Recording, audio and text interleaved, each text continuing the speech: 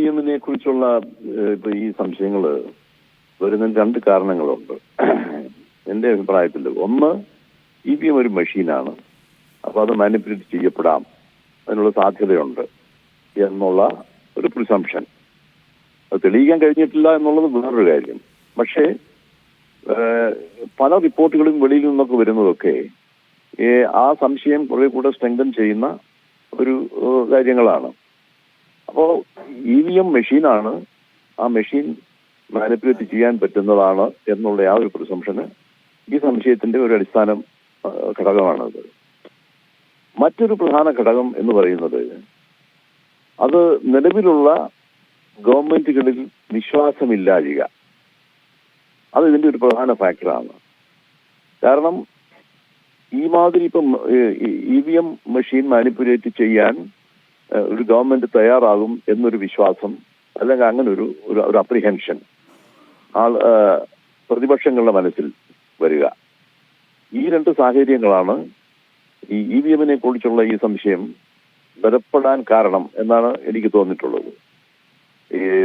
1982 ശ്രീ അഡ്വാണി ഇതിനെ കുറിച്ചുള്ള സംശയം പ്രകടിപ്പിക്കുകയും ഇത് തിരിച്ചു പോകണം, നമ്മൾ ബാലറ്റിലേക്ക് തിരിച്ചു പോകണം എന്നൊക്കെ ആവശ്യപ്പെടുകയും ചെയ്തതിന്റെ മുമ്പിൽ ഒരുപക്ഷെ കാരണങ്ങൾ ഇതൊക്കെ ആയിരിക്കണം.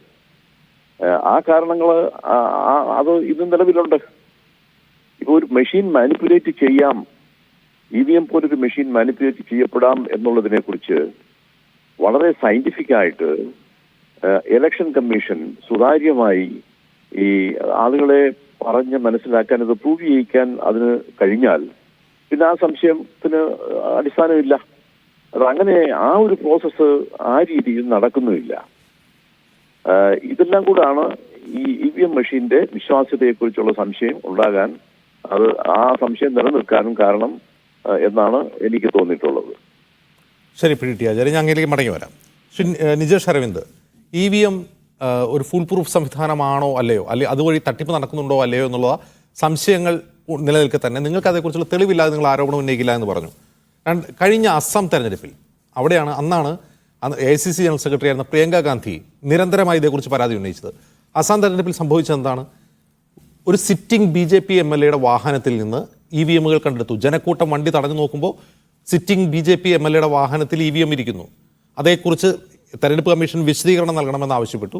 വിശദീകരണം നൽകണമെന്ന് ആവശ്യപ്പെടുമ്പോൾ ഈ തെരഞ്ഞെടുപ്പ് കമ്മീഷൻ കൊടുത്ത വിശദീകരണം സ്റ്റേറ്റ്മെന്റ് ഇതായിരുന്നു: EVM കൊണ്ടുപോകുന്ന വഴിക്ക് വാഹനം ആക്സിഡന്റിൽ പെട്ടു, തൊട്ടടുത്ത് വന്ന വാഹനത്തിൽ കൈകാട്ടി കയറിയത് ഒരു MLA വണ്ടിയിലാണെന്ന് ഞങ്ങൾ അറിഞ്ഞില്ല, അതായത് തെരഞ്ഞെടുപ്പ് ഉദ്യോഗസ്ഥർ അറിഞ്ഞില്ല. ജനക്കൂട്ടം വാഹനം തടഞ്ഞു നിർത്തി വാഹനം ആക്രമിച്ചപ്പോൾ ഓടി രക്ഷപ്പെടേണ്ടി വന്നു എന്നാണ്. ആ ഓടി രക്ഷപ്പെട്ട തെരഞ്ഞെടുപ്പ് ഉദ്യോഗസ്ഥരോടൊപ്പം പോലീസുകാരും കാവലുണ്ടായിരുന്നു, അവരും ഓടി രക്ഷപ്പെട്ടു എന്നാണ് തെരഞ്ഞെടുപ്പ് കമ്മീഷന്റെ വാദം. ഇത്തരം സംഭവങ്ങൾ, ഈ അസമിൽ കഴിഞ്ഞ തെരഞ്ഞെടുപ്പിൽ ഉണ്ടായ സംഭവങ്ങൾ ഉത്തരേന്ത്യയിലെ തെരഞ്ഞെടുപ്പിൽ, പ്രത്യേകിച്ച് UP-യിലും ബീഹാറിലും മധ്യപ്രദേശിലും ഉൾപ്പെടെ പ്രധാനപ്പെട്ട സംസ്ഥാനങ്ങളിലെല്ലാം തെരഞ്ഞെടുപ്പ് കാലത്ത് സാമൂഹ്യ മാധ്യമങ്ങൾ അത്തരം വിഷയങ്ങൾ വരികയാണ്. ഏതെങ്കിലും സ്വകാര്യ വാഹനത്തിൽ കടത്തിക്കൊണ്ടുപോകുന്ന EVM-കൾ, ട്രക്കിൽ കടത്തിക്കൊണ്ടുപോകുന്ന EVM-കൾ, എത്രയോ വാർത്തകൾ വന്നിട്ടുണ്ട്. പക്ഷേ ഈ സംഭവങ്ങളാണ് യഥാർത്ഥത്തിൽ സംശയമുയർത്തുന്നത്. അപ്പോൾ ഇതിലൊരു ക്ലാരിറ്റി വരുത്താൻ ആവശ്യപ്പെടുകയും അത് ശ്രമിക്കുകയല്ലേ വേണ്ടത്? തീർച്ചയായിട്ടും ഇതിപ്പോൾ രണ്ട് സംഭവങ്ങളാണ്. ഒന്ന്, ആ EVM മൊത്തമായി തട്ടിയെടുത്ത് റീപ്ലേസ് ചെയ്യാനുള്ള ഒരു സംവിധാനം BJP ഉത്തരേന്ത്യൻ ഇലക്ഷനിൽ പലപ്പോഴായി കണ്ടു. അസമിൽ മാത്രമല്ല, മറ്റ് ഗുജറാത്ത് ഇലക്ഷനിൽ അത് കണ്ടിരുന്നു.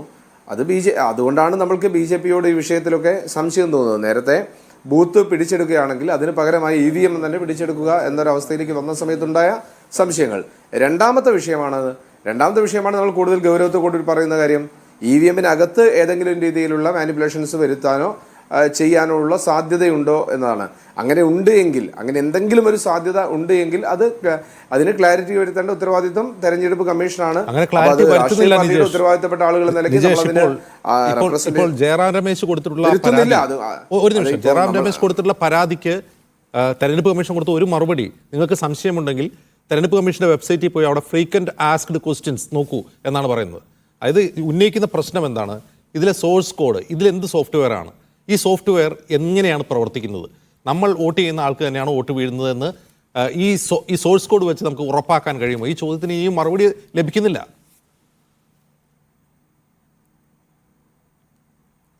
തീർച്ചയായിട്ടും നമ്മൾ ഫേസ് ചെയ്തുകൊണ്ടിരിക്കുന്ന ഏറ്റവും വലിയ പ്രശ്നം അതാണ്. ഇപ്പോൾ തെരഞ്ഞെടുപ്പ് കമ്മീഷനെ നേരത്തെ തിരഞ്ഞെടുക്കുന്ന രീതി മാറ്റിക്കൊണ്ട് സ്വന്തമായി തിരഞ്ഞെടുക്കാൻ ആവശ്യമായ സംവിധാനത്തിലേക്ക് നിയമ നിർമ്മാണം മാറ്റി. തെരഞ്ഞെടുപ്പ് കമ്മീഷൻ BJPയുടെ സ്വന്തം കയ്യാളുകളായി പ്രവർത്തിക്കുന്ന ഒരു ഘട്ടത്തിലേക്ക് മാറ്റുന്നു. നേരത്തെയൊക്കെ പല രീതിയിൽ ഞാൻ നേരത്തെ പറഞ്ഞ ഭരണഘടനാ സ്ഥാപനങ്ങളെ മാറ്റിയതുപോലെ തെരഞ്ഞെടുപ്പ് കമ്മീഷനെയും മാറ്റുന്ന ഒരവസ്ഥയിലേക്ക് നാളെ ഏതെങ്കിലും രീതിയിൽ ഒരു തിരിച്ചടി വരുന്ന സമയത്ത് EVM കൊണ്ട് പിടിച്ചു നിൽക്കാം എന്ന ഒരു ദീർഘവീക്ഷണമാണ് BJPക്ക് ഉണ്ടായിരിക്കുന്നത്.